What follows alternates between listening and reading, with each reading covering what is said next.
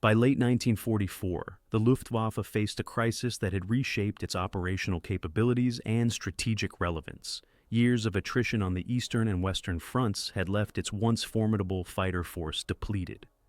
Between January and November 1944, Germany had lost over 17,000 aircraft in combat and accidents, with pilot casualties exceeding 15,000 killed, wounded, or missing. Fuel shortages caused by the Allied bombing campaign against synthetic fuel plants at Leuna, Merseburg, and Pulitz restricted training and operational flight hours. New pilots averaged fewer than 100 flying hours before entering combat, compared to over 240 in 1940. Despite producing 34,000 aircraft in 1944, many remained grounded due to fuel and spare parts shortages. The German High Command, under Adolf Hitler, and the Oberkommando der Luftwaffe, led by Hermann Göring, recognized that the Western Front's air situation was deteriorating rapidly. The Allies maintained air supremacy with over 9,000 operational aircraft in northwestern Europe, including around 4,000 fighters and fighter bombers capable of deep strikes into Germany. The Luftwaffe, by contrast, could field fewer than 2,000 combat-ready aircraft in the West, including roughly 850 single-engine fighters, 300 twin-engine fighters, and 250 bombers. With the Ardennes offensive, launched on December 16, 1944, intended to split Allied forces and capture Antwerp, Hitler viewed the Luftwaffe as a key component in disrupting Allied air operations that threatened the German ground advance. Operation Bodenplatte was conceived as a large-scale, coordinated airstrike to cripple Allied tactical air forces based in Belgium, the Netherlands, and northern France. Scheduled for January 1, 1945, it aimed to destroy Allied aircraft on the ground, damage airfields, and disrupt command and supply networks supporting the ground campaign in the Ardennes. The plan called for 34 Gruppen from multiple Jagdgeschwader fighter wings and Schlachtgeschwader ground attack wings, totaling approximately 900 aircraft, including Bf-19Gs, FW-190As, and a limited number of Me-262 jet fighters. These were to strike over 16 Allied airfields in a single surprise attack, coordinated to coincide with German ground operations seeking to regain momentum in the Ardennes after the failure to seize key objectives like Bastogne. Intelligence assessments leading up to the operation reflected divergent expectations. German planners believed that Allied air defenses, complacent due to the New Year holiday and their overwhelming numerical superiority, would be vulnerable to a concentrated low-level assault. Luftwaffe leadership expected to destroy between 400 and 500 Allied aircraft on the ground, temporarily reducing the air pressure on German forces in the Ardennes, and possibly enabling localized air superiority. However, concerns within Luftflotte Reich noted that many participating pilots lacked experience in large-scale formation, flying at low altitude, and had minimal recent combat training due to fuel rationing. Allied intelligence had not identified Bodenplatte's exact timing, but was aware that German air units were preparing for a large operation. Ultra-decrypts and reconnaissance had indicated the redeployment of Jagdgeschwader closer to the front in December, though the scale and purpose were unclear. The Allies, fielding over 2,500 tactical aircraft within range of the Ardennes, including RAF 2nd Tactical Air Force and U.S. 9th Air Force units, continued routine operations, with most squadrons operating from forward bases near Brussels, Eindhoven, and Liège. Public sentiment among Allied forces reflected confidence in air superiority, as the Luftwaffe had been largely absent from large-scale operations since mid-1944, though localized German attacks during the Ardennes offensive had reminded commanders that the threat was not eliminated. By the final week of December 1944, as German ground forces struggled in deteriorating weather and undermounting Allied counterattacks, Operation Bodenplatte was confirmed for New Year's Day. The strike, involving nearly every serviceable fighter unit in Western Germany, was to be conducted at treetop altitude to evade radar detection, with formations navigating primarily by visual landmarks due to limited radio communication to maintain secrecy.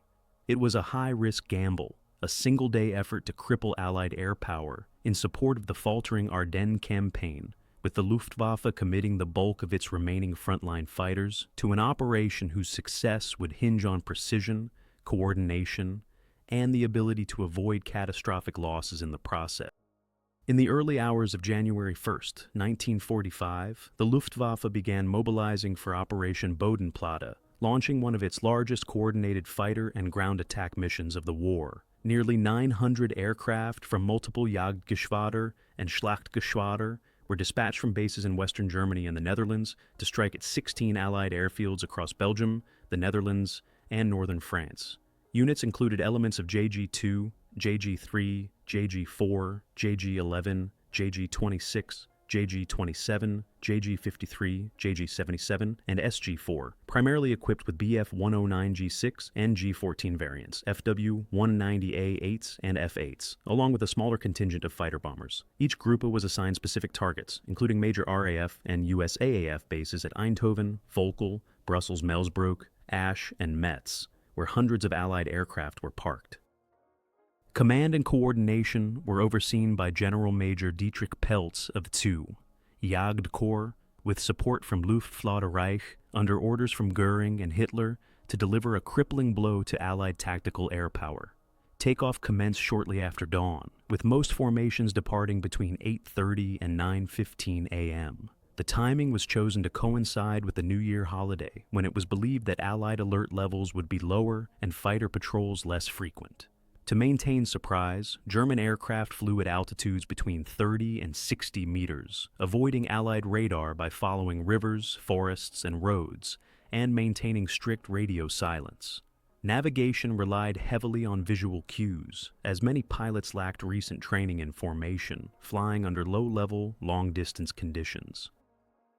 The plan faced challenges before even reaching Allied airspace.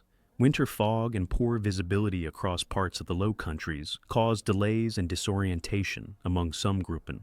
Several units, including portions of JG2 and JG4, became separated from their formations or overshot their intended flight paths, reducing the size and cohesion of their attacking waves.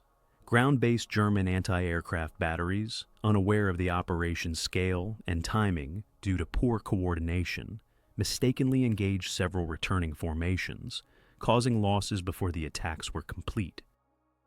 Allied airfields targeted by Bodenplatte held significant concentrations of aircraft.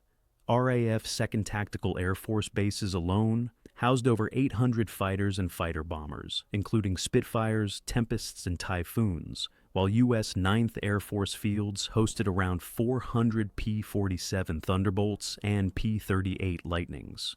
Most of these aircraft were grounded for maintenance or holiday stand-downs, with minimal defensive patrols airborne at the time of the attack. Allied anti-aircraft defenses, though present at most airfields, were not fully manned at the onset of the raids, as the scale of the Luftwaffe's operation exceeded previous German air activity in the region. The initial Allied reaction was delayed, but swift once the attacks began. By 9:30 a.m., radar stations and ground observers reported low-level contacts, prompting scrambled fighter responses from surviving squadrons. Pilots of the RAF and USAAF, many taken by surprise, had to contend with German formations already engaged in strafing runs against aircraft parked on aprons and taxiways. In several sectors, such as Brussels-Melsbroek and Asch, RAF and USAAF fighters managed to intercept the attackers as they exited the target areas, inflicting heavy losses during the return. The first phase of Bodenplatte demonstrated both the audacity of the German plan and the operational risks inherent in such a large-scale, low-level strike. While initial surprise allowed German units to inflict substantial damage on parked aircraft and installations, navigational errors, friendly fire incidents, and rapid Allied fighter responses began to erode the effectiveness of the operation before all objectives were reached. The coordination problems encountered en route would prove decisive in shaping the overall outcome of the day's attacks, as the operation unfolded across multiple airfields in rapid succession. The planning behind Operation Bodenplatte reflected both the Luftwaffe's remaining capacity for large-scale coordination and the weaknesses that had accumulated after years of attrition. The operational concept, finalized in late December 1944, tasked 2, Jagdkorps under General Major Dietrich Peltz with executing simultaneous low-altitude strikes against 16 Allied airfields. The strike force, consisting of approximately 900 aircraft, drew from nearly all operational Jagdgeschwader in the west, including JG-2, JG-3, JG-4, JG-11, JG-26, JG-27, JG-53, and JG-77, as well as Schlachtgeschwader 4. These units collectively fielded around 600 Bf-190Is, 280 F-190A and F-series fighters, and a smaller contingent of ground attack variants.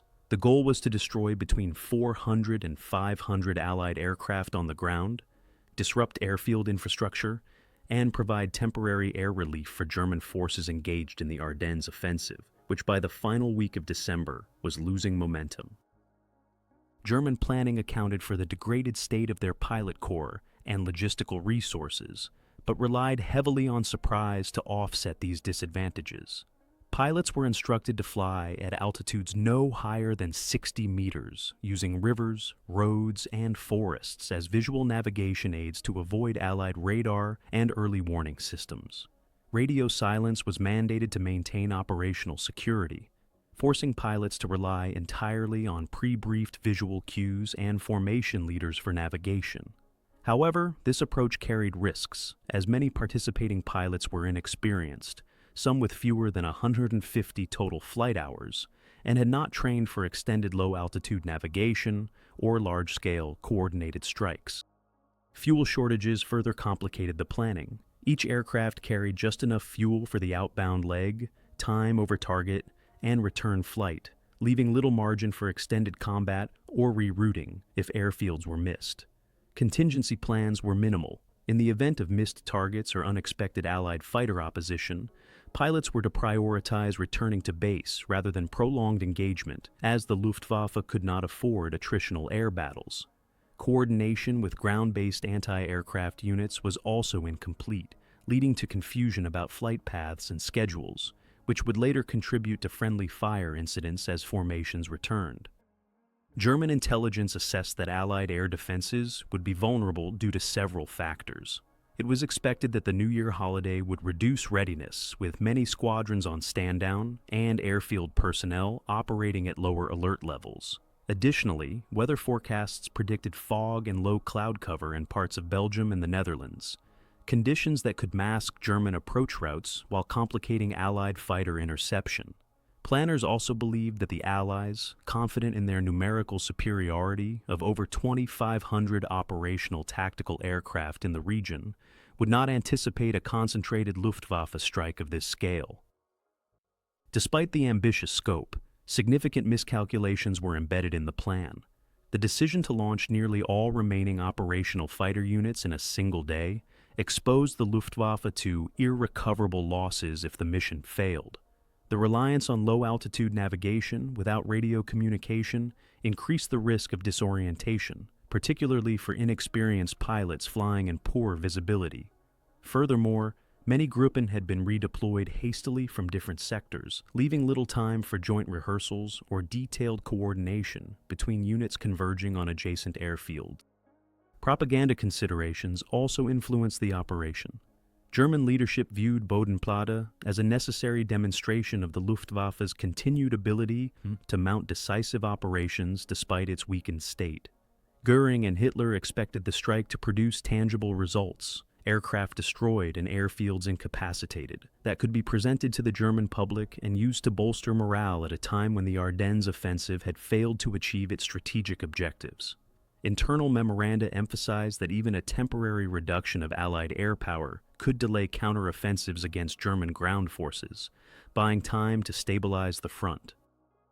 By December 31, 1944, the plan was fully in place. Pilots received final briefings with detailed route maps and target assignments, while ground crews prepared each aircraft with maximum ammunition loads for strafing runs, including 20 mm and 30 mm cannons.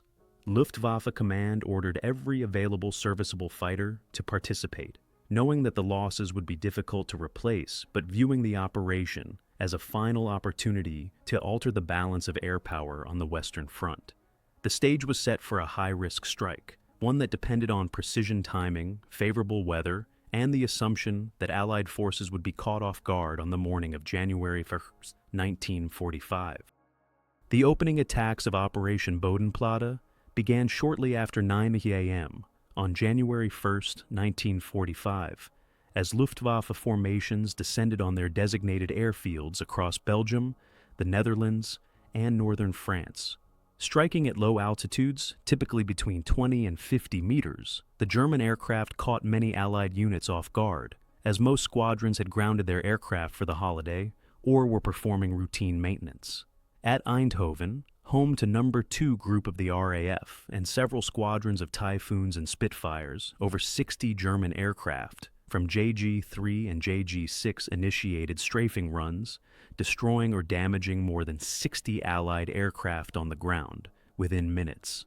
Fuel dumps and hangars were ignited, causing secondary explosions that disabled several runways. Similar assaults unfolded at Brussels-Melsbroek, where JG-27 and JG-54 attacked a major RAF and US AAF hub, hosting over 100 parked aircraft, including Spitfires, Mustangs, and transport planes. German pilots destroyed or damaged more than 60 aircraft, but encountered organized anti-aircraft fire once the first wave had struck, resulting in the loss of nearly 20 German fighters before exiting the target area. At Asch and Oefhoven, JG-11 and JG-4 conducted multiple passes over parked P-47 Thunderbolts and P-38 Lightnings belonging to U.S. 9th Air Force units, destroying around 40 aircraft, but suffering similar losses to defensive fire and intercepting Allied fighters scrambled from nearby bases. While the initial strikes achieved tactical surprise, operational challenges quickly emerged. Several Gruppen, disoriented by fog or poor visibility along their approach routes, missed their targets or arrived in fragmented formations. Portions of JG-2, tasked with striking St. Trond and Volkel, became separated during transit and attacked secondary targets, reducing the overall concentration of force. Communication limitations, enforced by strict radio silence, made it difficult for separated elements to rejoin or adjust their approach. In some cases, such as with elements of JG-4, entire Gruppen failed to locate their assigned airfields and returned without engaging, burning valuable fuel reserves and exposing themselves to interception during withdrawal. Allied ground defenses, initially caught off guard, responded rapidly once the first waves had struck. Anti-aircraft batteries, including 40mm Bofors guns positioned around major airfields, began engaging German fighters during their strafing runs, accounting for a significant portion of Luftwaffe losses. At Brussels-Yver, where JG-26 targeted RAF squadrons, Allied gunners downed 10 German aircraft during a single attack, forcing the remaining planes to break off after a single pass. Simultaneously, RAF and USAAF squadrons scrambled from undamaged bases, intercepting retreating German formations as they exited Allied territory. At Asch, a formation of P-51 Mustangs intercepted JG-11 during its withdrawal, shooting down 15 FW-190s in a single engagement. The strikes caused immediate disruption at multiple Allied airfields, with approximately 200 aircraft destroyed or severely damaged during the initial engagements. However, these losses represented only a fraction of the Allied tactical air forces stationed in the region, which numbered over 2,500 aircraft. Moreover, many of the aircraft destroyed were repairable within weeks, and airfield infrastructure, though damaged by fires and explosions, was quickly restored by engineering crews. The Luftwaffe's own losses during these first engagements were significant, with over 60 aircraft shot down by anti-aircraft fire and intercepting fighters before many formations had returned to their bases.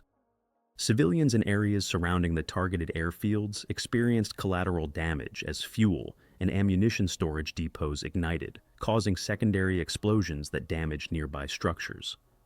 Towns such as Eindhoven and Brussels reported multiple civilian casualties from debris and fires, though the majority of the destruction was confined to military zones. Allied morale was momentarily shaken by the unexpected attack, but the rapid response of air and ground units, combined with the relatively limited scale of permanent damage, ensured that operations could resume within days. By midday on January 1st, the first phase of Bodenplatte had delivered the Luftwaffe's long-planned blow, inflicting losses on Allied aircraft and infrastructure, but at the cost of mounting German casualties. As returning formations attempted to regroup and navigate back through German-held territory, the weaknesses in planning and coordination became increasingly apparent, setting the stage for further complications as the operation unfolded. As the Luftwaffe's formations withdrew from their targets on January 1st, 1945, the operation entered a chaotic phase marked by mounting losses and breakdowns in coordination. Many returning Gruppen, having flown at low altitudes and without radio communication to preserve surprise, struggled to navigate through winter fog and overcast conditions across the Ardennes and the Ruhr. Disorientation led to delays, missed rendezvous points, and, in several cases, fatal encounters with their own ground defenses. German anti-aircraft units, not fully informed of Bodenplatte's flight paths or schedules, opened fire on multiple formations, mistaking them for Allied intruders.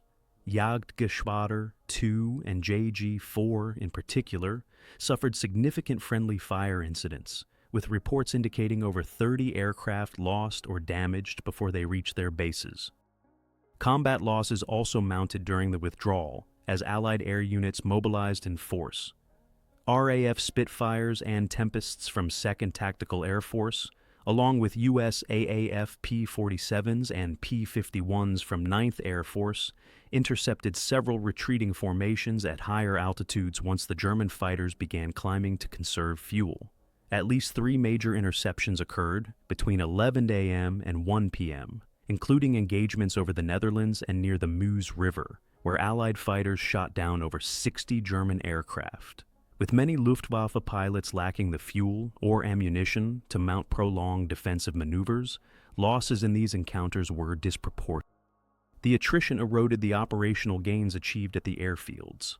While approximately 200 to 250 Allied aircraft were destroyed or heavily damaged during the initial strikes, German losses by the end of January 1st exceeded 270 aircraft, including over 230 fighters shot down and dozens more damaged beyond repair upon landing. Pilot casualties were severe, with roughly 140 killed, 70 captured after crash landings in Allied territory, and dozens more wounded. The losses represented a significant share of the Luftwaffe's remaining frontline strength in the West, as many of the downed aviators were experienced leaders whose replacement would be nearly impossible given the state of pilot training programs by 1945. On the ground, the operation failed to produce lasting disruption. Allied engineering and repair crews, experienced in restoring bomb-damaged airfields, began immediate repairs on runways, fuel depots, and hangars. Within 48 hours, many bases had resumed operations at reduced capacity, and by January 5th, full sortie rates had been restored across most targeted fields. While some RAF and USAAF squadrons suffered heavy aircraft losses, such as No. 83 Group, which recorded over 70 fighters destroyed or damaged at Volkel and Eindhoven, replacement aircraft and spare parts were available in sufficient numbers to offset the damage within weeks. For German ground forces in the Ardennes, the hoped-for air respite was brief and largely symbolic. Allied tactical air forces resumed strikes against German supply lines, armor, and infantry positions by January 3rd, supporting renewed counteroffensives that would push German units back toward the West Wall by mid-January. The Luftwaffe's expenditure of nearly all available operational fighters in a single day left it unable to contest Allied air superiority effectively in the weeks that followed. Morale within the Luftwaffe deteriorated as the scale of the losses became apparent. Squadron records show that some Gruppen returned with fewer than half of their aircraft, while several experienced Staffelkapitän and Gruppenkommandeur were killed or missing. The destruction of so many veteran leaders and instructors further weakened pilot training, as surviving rookies had fewer mentors to guide them in combat. Fuel shortages compounded the impact. Many replacement aircraft delivered in January could not be flown regularly due to rationing, leaving the Luftwaffe with a nominal strength on paper that could not be converted into effective operational power. Among Allied forces, the surprise of the attack quickly turned into renewed confidence once the Luftwaffe's losses were tallied. Intelligence summaries compiled by January 4th noted that while Allied aircraft losses were considerable, German fighter strength had been cut so deeply that any future large-scale Luftwaffe operations were unlikely. The destruction of so many aircraft and pilots on a single day, combined with the quick recovery of Allied air power, effectively negated the tactical successes achieved in the morning. By the end of January 1st, Operation Bodenplatte had shifted from a bold surprise strike into a costly attritional blow against the Luftwaffe itself. The aftermath left the German air arm weakened to a degree that would severely limit its ability to influence the ground war or protect German cities from the escalating Allied bombing campaign. The operation's results now depended less on the morning's destruction at Allied airfields, and more on whether the Luftwaffe could survive the consequences of its own losses. By January 6, 1945, the full scope of Operation Bodenplatte's outcomes was evident to both German and Allied commands. While initial reports from Luftwaffe field units on January 1st had claimed significant success, estimating over 500 Allied aircraft destroyed, the true figures, once verified by Allied records, indicated that approximately 200 to 250 aircraft were destroyed or severely damaged on the ground, with another 15 to 20 lost in air combat during the day. These losses, while tactically disruptive, amounted to less than 10% of the total Allied tactical air strength in northwestern Europe, where over 2,500 operational aircraft remained. In contrast, the Luftwaffe had lost 271 aircraft outright, with a further 65 damaged beyond quick repair, and suffered the death or capture of over 200 trained pilots, many of whom were experienced leaders or unit commanders. For the Luftwaffe, the losses represented a strategic crisis. In the West, only about 1,500 combat aircraft remained operational by late December 1944, and of those, fewer than 900 had been committed to Bodenplatte. The destruction of over 270 aircraft in a single day effectively reduced the Luftwaffe's operational fighter strength in the region by nearly one-third. More damaging than the hardware losses was the attrition among skilled aircrew. Staffelkapitän, Gruppenkommandeur, and senior pilots accounted for a disproportionate share of the casualties. Replacing these leaders was virtually impossible, as pilot training programs had been cut back drastically due to fuel shortages and Allied bombing of training facilities. New pilots entering combat often had fewer than 120 total flight hours and minimal tactical instruction, undermining the Luftwaffe's ability to recover from such heavy losses. The operation's intended effect on the ground campaign in the Ardennes was short-lived. German planners had hoped that a temporary reduction in Allied tactical air power would slow Allied counteroffensives, giving German ground units time to consolidate gains or withdraw in better order. In practice, Allied engineering units repaired runways and depots within days, and replacement aircraft were flown in from Britain and other depots by the end of the first week of January. By January 3rd, RAF Typhoon and Tempest squadrons, along with US AAF P-47 and P-38 units, resumed strike operations against German columns, supply lines, and rear areas, negating any temporary advantage the Luftwaffe had hoped to achieve. For Allied commanders, Bodenplatte underscored both the resilience of their logistical systems and the Luftwaffe's desperation. Intelligence analyses conducted by RAF 2nd Tactical Air Force and U.S. 9th Air Force estimated that the German air arm had sacrificed roughly one-quarter of its remaining Western Front fighter strength for a temporary tactical gain. By January 5th, sortie rates among Allied tactical air units had returned to pre-attack levels, and many of the damaged airfields were operating at near full capacity. Allied aircraft losses, while notable, were quickly offset by reserve stocks and the rapid turnover of damaged planes for repair, leaving overall operational strength largely unchanged by mid-January. For the Luftwaffe, the psychological impact was profound. Unit diaries and surviving reports noted widespread frustration and demoralization among pilots and ground crews, many of whom recognized that the operation, while initially successful in achieving surprise, had ultimately cost the force more than it gained. Several Jagdgeschwader, such as JG-4 and JG-11, returned to their bases with fewer than half of the aircraft they had launched, while JG-2 and JG-26 reported the loss of multiple Staffelkapitän and Kommandeur, further eroding unit cohesion. The replacement process for pilots, already strained, slowed further as fuel rationing and disrupted training pipelines left incoming aviators ill-prepared for frontline service. On the strategic level, Bodenplatte marked the last large-scale offensive operation by the Luftwaffe in the West. The scale of the losses meant that, by February 1945, German air units could conduct only localized offensive sorties and small-scale attacks. The Luftwaffe's remaining strength was increasingly concentrated on defending German cities from escalating Allied bombing raids and supporting retreating ground forces with limited ground attack operations, leaving no capacity for further major offensives. Civilians in the regions struck by Bodenplatte experienced temporary disruption as fires, explosions, and damaged infrastructure near airfields spilled into surrounding communities. Eindhoven and Brussels reported dozens of civilian casualties, mostly from secondary explosions of fuel and ammunition stores, while industrial production in the vicinity of targeted airfields experienced short-lived interruptions. However, these effects did not alter the broader course of the war, as supply chains and civilian administration in Allied-controlled territories quickly resumed normal function.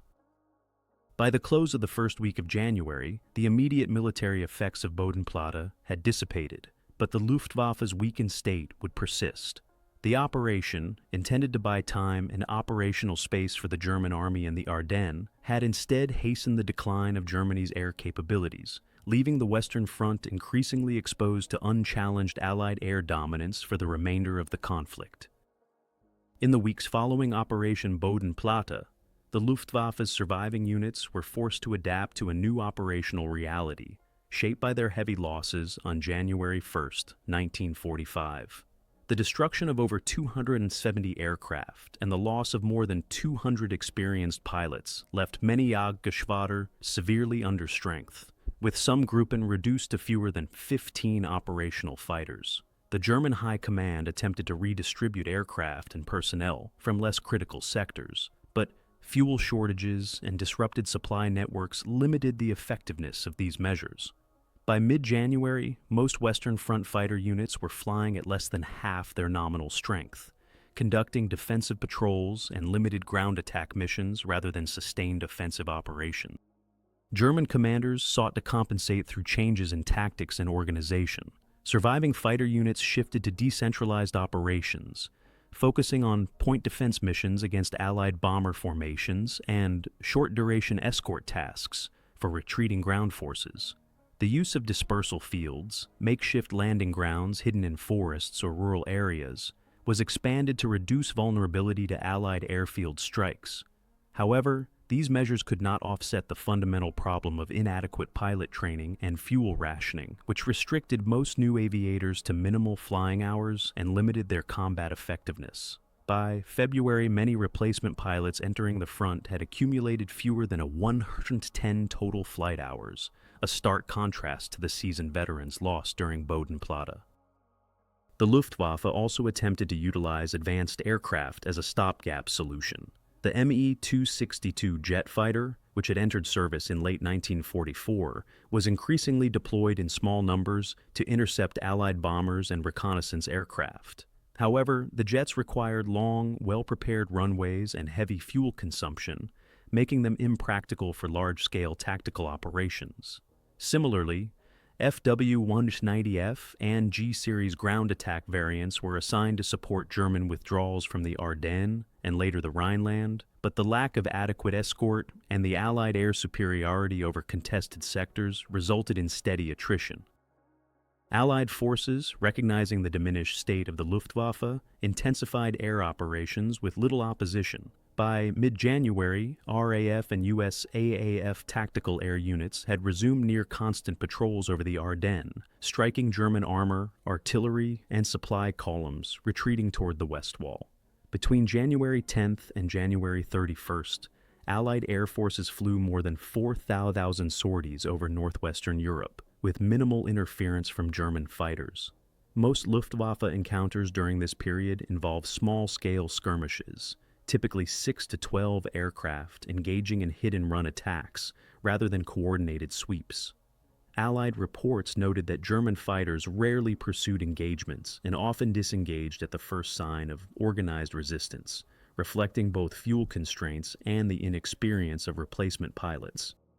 The psychological effects on Luftwaffe personnel became increasingly apparent. Surviving veterans expressed frustration at being tasked with missions that carried high risk for little strategic benefit, while newly arrived pilots, lacking the skills and confidence of their predecessors, were more prone to fatal mistakes during both combat and training flights. Morale declined as units returned from missions with heavy losses, including crashes caused by mechanical failures and pilot error rather than enemy action. The destruction of multiple Staffelkapitän and Gruppenkommandure during Bodenplatte further weakened leadership, complicating the reorganization and training of replacement crews. On the Allied side, adaptation focused on maximizing the Luftwaffe's weakness. RAF, 2nd Tactical Air Force, and U.S. 9th Air Force increased reconnaissance flights and deep strikes into German-held territory, targeting dispersal fields, fuel depots, and rail junctions to prevent any recovery of German air strength.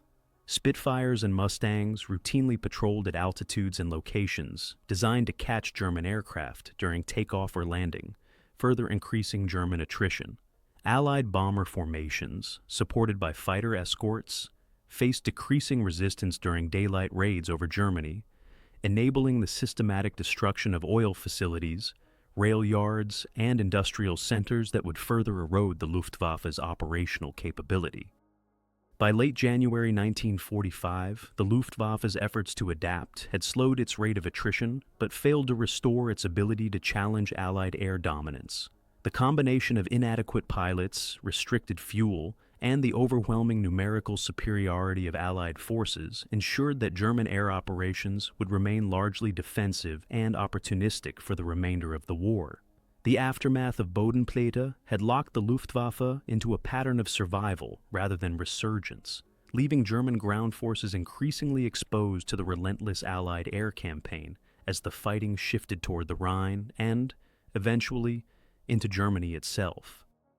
By February 1945, the strategic consequences of Operation Bodenplatte were fully evident, as the Luftwaffe's diminished strength left German ground forces across the Western Front exposed to nearly continuous Allied air operations. The Luftwaffe, having lost over 270 aircraft and more than 200 trained pilots during the New Year's Day assault, struggled to sustain even defensive sorties. Jagdgeschwader units that had launched 30 to 40 aircraft per mission in December were now fielding as few as 10 to 15 operational fighters, many flown by undertrained replacements with fewer than 120 total flying hours. Fuel shortages further constrained flight operations. Some units reported being allotted only 100 to 150 liters of aviation fuel per aircraft per day, enough for a single short patrol or one interception sortie, leaving pilots with little opportunity for training flight. German efforts to regain some measure of effectiveness relied on selective deployments and coordination with ground-based defenses. Fighter units were increasingly tasked with point defense missions over critical industrial centers such as the Ruhr and around vital Rhine River crossings, where German engineers were constructing fortifications to delay the Allied advance. Integration with flak belts, which included over 8,000 heavy and medium anti-aircraft guns along the Western Front, became central to operations, with fighters engaging Allied bombers only when flak disrupted their formations. However, these measures rarely translated into meaningful attrition against Allied forces, as the majority of bombers and escorts maintained formation discipline and overwhelming numerical superiority. The Me-262 jet fighter program, intended as a potential equalizer, contributed only marginally to offsetting losses. By February, roughly 200 jets had been delivered, but mechanical issues, fuel constraints, and the lack of experienced jet-trained pilots meant that only 30 to 50 could be fielded at any given time. When deployed, Me-262 units achieved occasional successes, downing Allied bombers in small engagements, but their limited numbers and logistical fragility prevented them from altering the overall balance of air power. Allied patrols, aware of the jet's vulnerability during takeoff and landing, began targeting known jet bases, further reducing their operational availability. For Allied forces, Bodenplatte's aftermath created conditions for an intensifying air campaign that extended beyond tactical support for ground operations. RAF, 2nd Tactical Air Force, and U.S. 9th Air Force expanded their missions, conducting deep interdiction strikes into German-held territory. Between February 1st and February 20th, Allied air forces executed over 45,000 sorties, targeting rail networks, bridges, supply depots, and fuel storage sites in the Rhineland. Spitfires, Mustangs, and Thunderbolts routinely patrolled German skies, often encountering no opposition, while medium bombers such as B-25 Mitchells and B-26 Marauders attacked logistical hubs with near impunity. The systematic targeting of fuel infrastructure, including facilities near Dusseldorf and Cologne, exacerbated the Luftwaffe's operational paralysis, grounding additional aircraft that were mechanically sound but without fuel to fly. Civilians across the Rhineland and Ruhr bore the brunt of the expanding Allied air offensive. Cities near the front lines experienced repeated raids, with thousands killed or displaced, as bombing campaigns intensified in preparation for Allied ground offensives. The inability of the Luftwaffe to mount sustained defensive operations contributed to the rapid destruction of transportation networks. Rail traffic in the region fell by over 60% between late January and late February, isolating German frontline units and slowing reinforcement and resupply efforts.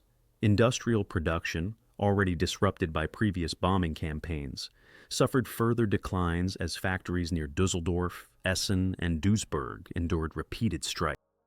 The morale of Luftwaffe personnel and ground troops alike continued to deteriorate as the gap in air power widened. Surviving veterans within Jagdgeschwader units recognized that large-scale offensive actions like Bodenplatte could no longer be mounted, while inexperienced replacement pilots, often rushed into combat after just weeks of training, faced high attrition rates even in defensive roles.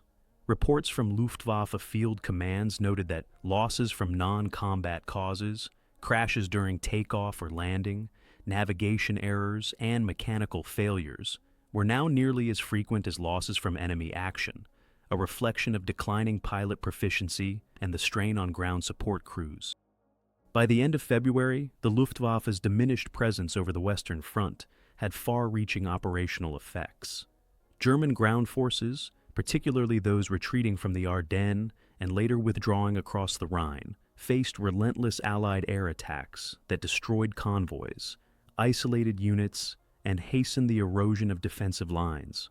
The aftermath of Bodenplatte had left the Luftwaffe incapable of contesting Allied control of the skies, ensuring that, as the Allies prepared for their final push into Germany, they would do so with virtually uncontested air supremacy, a decisive factor in the campaigns that would follow in March and April 1945.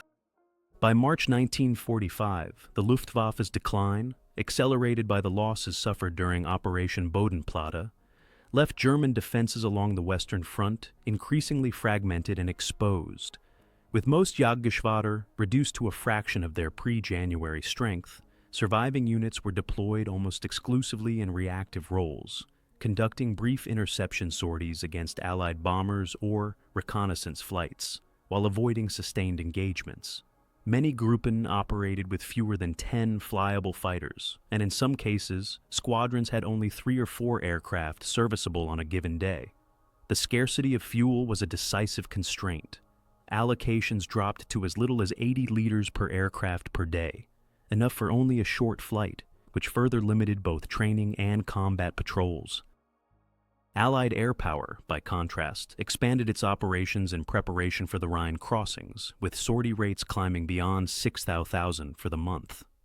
RAF and USAAF fighters patrolled the skies over western Germany daily, providing escort to heavy bombers targeting industrial centers, rail networks, and cities such as Cologne, Essen, and Duisburg. Tactical air units conducted hundreds of daily attacks on German road and rail traffic, destroying or disrupting convoys attempting to reinforce the front. Medium bombers such as B-25 Mitchells and B-26 Marauders concentrated on bridges across the Rhine, aiming to isolate German forces west of the river and prevent an organized withdrawal. The Luftwaffe's attempts to disrupt these operations were sporadic and costly. Me-262 jet units, by March fielding around 40 operational aircraft at any given time, attempted hit-and-run attacks on bomber streams and reconnaissance flights.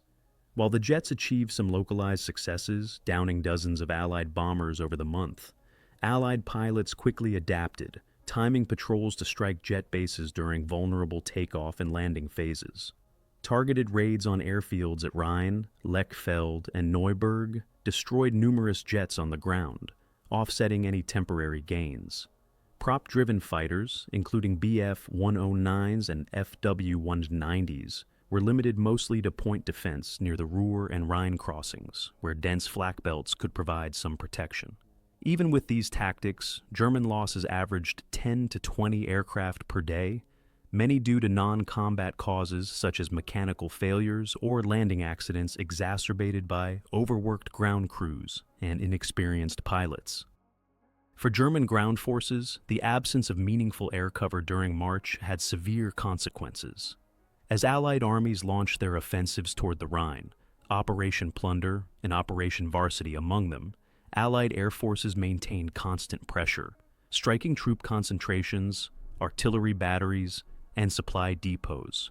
During the build-up to the crossings at Wessel on March 23-24, RAF and USAAF tactical aircraft flew over 2,500 sorties in 48 hours, destroying bridges, rail yards, and road networks to isolate the battlefield.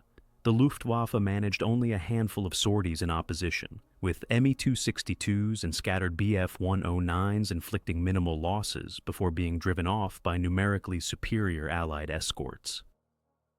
Civilian populations in the Ruhr and Rhineland bore mounting hardships as the air campaign intensified. Cities such as Duisburg and Essen endured repeated raids, with industrial districts heavily damaged and transportation infrastructure crippled. By the end of March, rail operations in the Ruhr had declined by more than 75% compared to January, and road traffic was increasingly conducted at night to avoid Allied fighter patrols, further hampering the German logistical effort. Tens of thousands of civilians were displaced as housing, factories, and public facilities were destroyed, adding to the strain on Germany's already overstretched civil defense networks. Within the Luftwaffe, morale continued to deteriorate as the strategic situation worsened. Veteran pilots recognized that large-scale offensive operations were no longer feasible, and replacement aviators, rushed into combat with inadequate training, faced extremely high attrition rates. Reports from several Jagdgeschwader indicated that pilot losses in March exceeded aircraft losses, as inexperienced crews struggled with navigation, mechanical failures, and combat engagements. Some groupings suffered turnover rates of more than 50% in a single month, with many new pilots surviving fewer than 5 sorties before being killed or captured. By the end of March, Allied forces had established bridgeheads across the Rhine, effectively breaching Germany's final major natural barrier in the west. The Luftwaffe's inability to contest Allied air superiority ensured that German ground units facing the crossings could not maneuver freely, resupply effectively, or launch meaningful counterattacks.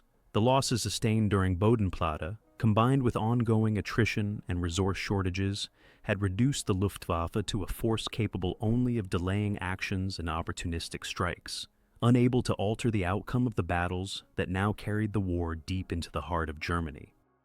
By April 1945, the Luftwaffe's collapse, hastened by the attrition from Operation Bodenplatte and subsequent months of losses, had left Germany virtually defenseless in the air as the Allies advanced into the heart of the Reich. The Luftwaffe's operational strength in the West had fallen to fewer than 500 combat-ready aircraft, with many Jagdgeschwader reduced to skeletal formations of 10 to 15 flyable planes. Pilot availability was even more critical. The deaths or captures of hundreds of experienced aviators during Bodenplatte and the following campaigns left most frontline units staffed primarily with hastily trained replacements, many possessing fewer than 100 total flight hours and minimal combat instruction. Daily flight operations were often restricted to short patrols near critical areas due to fuel allocations dropping below 100 liters per aircraft per day, leaving many planes grounded despite being technically serviceable. Allied air dominance reached its zenith during the final month of the war in Europe. RAF and US AAF tactical and strategic forces conducted over 75,000 sorties in April, with heavy bombers systematically targeting industrial zones, rail networks, and cities including Berlin, Hamburg, and Leipzig. Tactical air forces operating P-47 Thunderbolts, P-51 Mustangs, Spitfires, and Typhoons provided near-continuous support for advancing ground units, striking retreating German columns, disrupting supply routes, and destroying remaining transport hubs.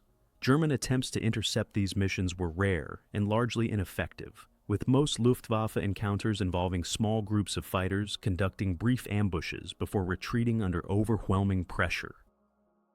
The Me-262 jet fighter, while technically superior in speed and armament, could not alter the strategic balance. By April, only 40 to 50 jets were operational on any given day, scattered across multiple units. Mechanical unreliability, fuel scarcity, and the vulnerability of their long runways to Allied air raids severely limited their impact. Although Me-262s managed to down dozens of Allied bombers and fighters during the month, the losses inflicted were negligible compared to the scale of Allied air power, and the jets themselves suffered heavy attrition during takeoffs, landings, and targeted strikes on their bases. For German ground forces, the Luftwaffe's inability to provide meaningful support meant enduring relentless Allied air attacks during their retreat and final defensive efforts. As Allied armies crossed the Weser, Elbe, and ultimately approached Berlin, tactical aircraft executed thousands of daily sorties, destroying convoys, artillery positions, and even isolated strongpoints with rockets and bombs. Between April 10th and April 25th alone, Allied fighter bombers flew over 25,000 missions in support of ground operations, encountering minimal aerial opposition.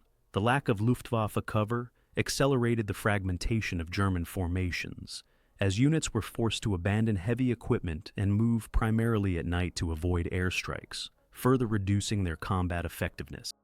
Civilians endured the cumulative devastation of the air campaign and the collapsing front.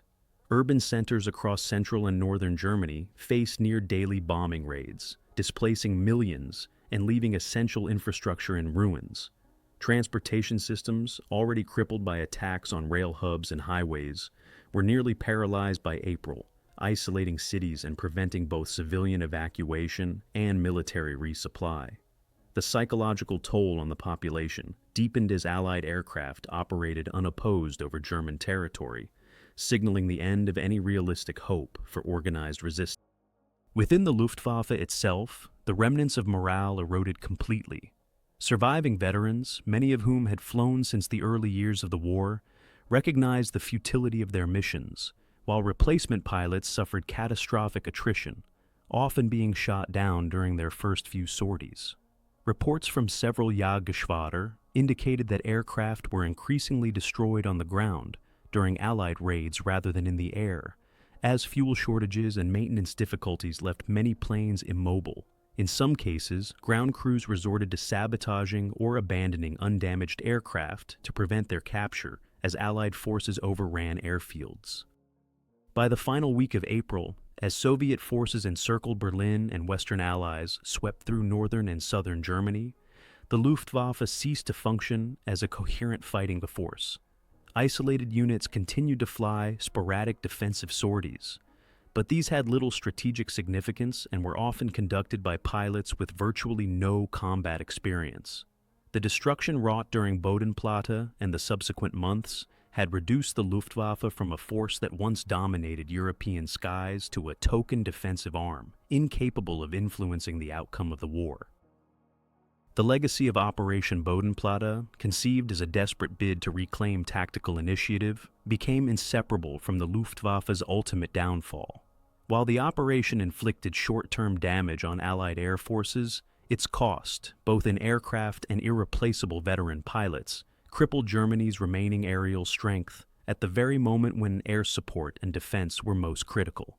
In historical perspective, Bodenplatte marked not a revival of Luftwaffe power, but its final large-scale act, hastening the transition of Germany's air war from a contest of strength to a fight for survival, and ultimately to collapse as the Allies secured total control of the skies by May 1945.